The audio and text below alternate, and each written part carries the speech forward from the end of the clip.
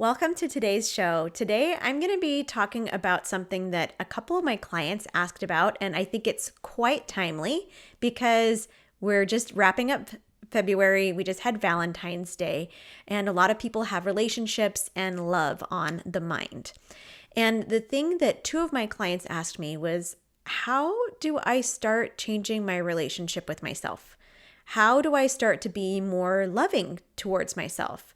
How do I build self-love? And first of all, I love that they're asking these types of questions because this really is the key. Understanding that when you have a positive, loving relationship with yourself, it can't help but overflow into the other relationships that you have in your life. I know it's a little cliche, but the analogy still holds true that you can't pour from an empty cup. So the more that you can pour into your relationship with yourself, the more you can give from the overflow without emptying yourself, without feeling like you don't have time for yourself. You don't have the self-worth. You have worthiness issues because you feel like you're just giving to everyone else and nobody is seeing you and there's nothing left for you. So, how do you do this? So, I found myself telling these two clients three of the same things, and I realized, okay, this is a podcast episode, and I want to share this with you too. So the very first thing to be aware of, if you are trying to improve your relationship with yourself, improve your self-talk, is you have got to be so aware of the kinds of questions that you're asking yourself unintentionally. Because your brain, its main job is to solve problems. We give ourselves problems to solve and our brain goes to work solving them.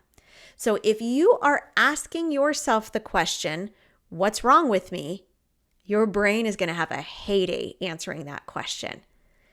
Because I know for me, my brain's like, well, let's start off with this. You did this wrong. You didn't do this. You're kind of a terrible mom. You're kind of late to things. There's a lot of things that you're not very good at that you kind of think that you're good at. And like other people might think that you think that you're good at them, but they know that you're not. Whatever the mind drama is. If you're asking yourself over and over again, what's wrong with me? Why did I do this? What's happening? Why is this happening again? All of those questions are going to keep you in a perpetual state of fear and scarcity. So what kinds of questions should you be asking yourself? Well, first, like I said, you need to get aware of it. So maybe just take the next day or two, and if you feel yourself having that negative self-talk, stop for a moment and kind of become aware of, what was I asking myself? Because I'm answering what my brain is trying to question. And if you're asking any questions about your worth and about why you don't have worth, which is very common, our brains are geared, they are wired to look for the negative, to keep us safe, to keep us out of danger. It just gets overgeneralized to situations that it doesn't really matter, life and death, like if you're really good at doing laundry or answering emails or texts. Those things are no longer life or death. But our brains and our bodies physiologically will treat them as if it is a mortal threat or danger if you are, quote unquote, bad at doing laundry. And then we equate our worth with how well we're able to keep up with the tasks in our home, with our family schedules, with our bodies, all of that. So just become aware of it.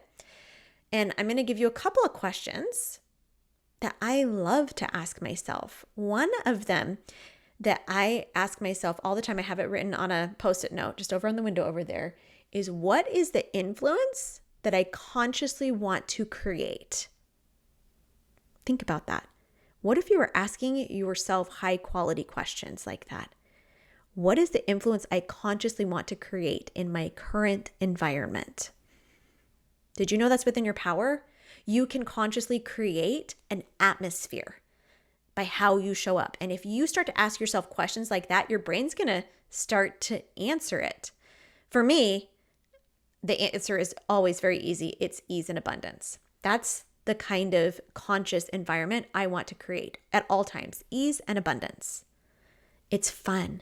It's great. The ease and abundance, that's where flow lives. That's where the aligned energy lives. That's where you feel the best in your body. Okay. So another one that is a little bit out there, but if you kind of see where some of your negative thinking is coming up, sometimes I ask myself, who benefits from me believing that? Because even I get those thoughts in my mind about, like, I look in the mirror, I'm like, whoa, I'm looking pretty fat today. Like, I have done all of the work with positive body image and I totally love my body. Consciously, I accept her, but unconsciously things will come up like that. Who benefits from me believing that? Cosmetic companies, clothing companies, exercise, like gym memberships. Lots of people benefit from me believing negative things about my body. So when you start to ask questions like, hey, hold on, who benefits from that? Am I benefiting from believing that? Nope. So maybe I don't look exactly how I want to in the mirror that day, but I know that that is not coming from me. It's coming from social norms, social expectations. And if I'm not benefiting from it, it's not something that I need to keep holding on to. I can release it. Let it go with love. Thank you. You may have helped me in the past, but I don't need that right now. Third question. I'm a very spiritual person. I love going to divinity. And I will often ask, Heavenly Father, God, how do you view me as your daughter? What do you think of me? Because we have so many things, influences around us telling us what they think about us, that we're not enough and that we'll never be enough, so we need to go buy their product. Heavenly Father never has that answer for me. He always has the answer of, I see you as a daughter. You are beloved. And all of the other very personal things that Heavenly Father has revealed to me about how he sees me. So I would invite you, take a look at the kinds of questions that you're asking yourself. Are those questions allowing you to go into that level of self-love, of seeing how other people in your life that are precious to you, how they love you, how divinity experiences you, okay? The second one it dovetails into what we're talking about with these questions and then the thoughts that are created from the questions. This point is so key. We are spiritual beings. We are individuals that have souls that are having a human experience. And these, as spiritual beings, we are experiencing thoughts. We are not our thoughts.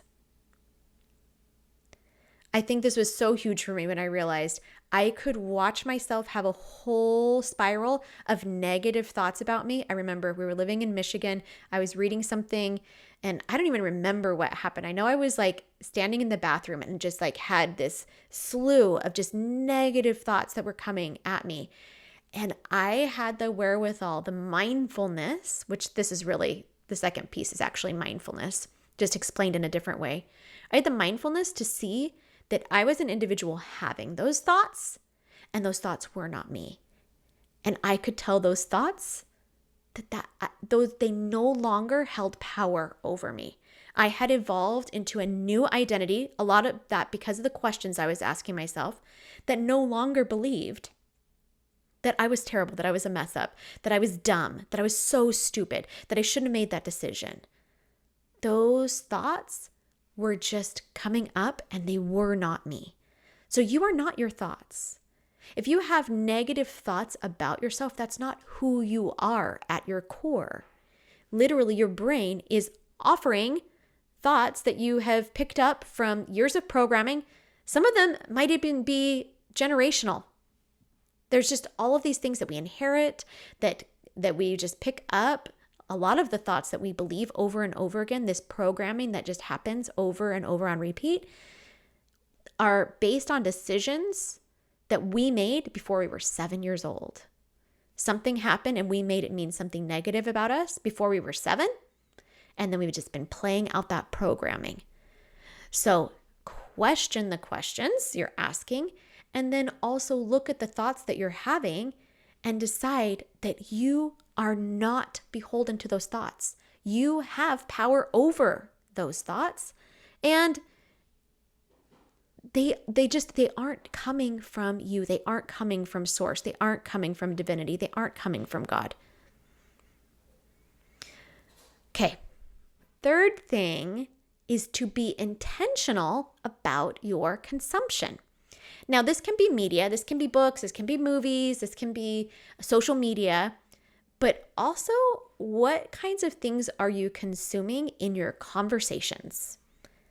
What kind of people are you allowing yourself to be around? In the podcast last week, I talked about some things that you can do to help heal some of the fear responses that you might encounter. And one of those things was being around safe people.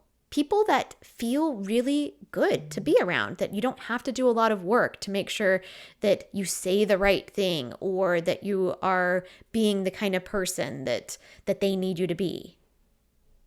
When you are around those kind of people that are speaking life into your light into your life, that is the kind of consumption that I'm talking about. Being around people that love you intentionally. So as you're around those kind of people, around those kind of conversations, also, are you gossiping? This is something that I struggled with a long time ago, thank heavens, and not very much now. Like, some little things will come up here and there. But I remember I had a friend my freshman year of college, and she never gossiped, like not once. And this is not how I grew up. With 4 girls in my house, we were always like, well, they did this and they did that. And like, can you believe this and this thing and this thing? And she was like, I just don't do that. And I had been taught that, we're not supposed to gossip, but seeing somebody that actually did it, I felt so safe around her, and I still do. And if you're listening, April, I'm talking about you. Anyway, I feel so safe around her because I know that if she needs to tell me something, she's going to tell me. She's not going to go talk to somebody else about it. And it was such a beautiful example to me that I could show up that way too. I could be super authentic and not have to hide how I was truly feeling about somebody. I could just be myself. And when you are able to tap into that authenticity, it shows up in how you think about yourself, how you start to love yourself. When you are around people that love you, it makes it very inviting for you to love yourself. When you are in abusive relationships, it's really hard to feel love for yourself because you are in a survival state trying to survive the abuse. So once you, if that is you right now, like I recommend you go get some help. Go find some resources to escape that kind of abuse. Nobody deserves to be in an abusive situation. And there are therapists that can help you with that. But when you intentionally align yourself around people that are just wonderful to be around, and by the way, they are there.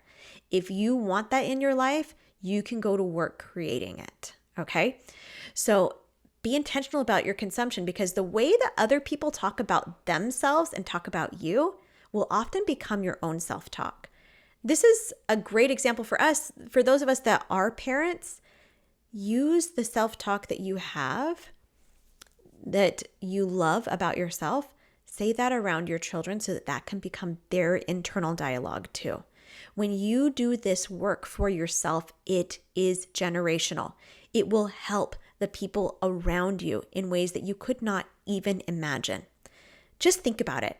If all of us decided that we were going to make it a habit to create a loving relationship with ourselves by paying attention to what kind of questions we're asking, understanding that some of the thoughts that we have about ourselves that are negative don't even have anything to do with us, and that we can intentionally tap into the wonderful things that people are saying about us, that the people that love us. And if there are not a lot of people around you that love you, that are saying wonderful things about you, go get you some books, because there are so many books, there's so many podcasts. Let me be somebody who can believe it for you, that you are somebody that is absolutely worthy and deserving of love, the highest caliber, from yourself and the people in your relationships.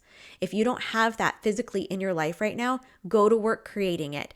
And again, if you don't have the people, start drawing it in through the consumption, through the books, the podcasts, the movies, whatever you're watching, whatever you're consuming. Make sure it's things that are helping you to see your true identity and your true value, because your value is infinite.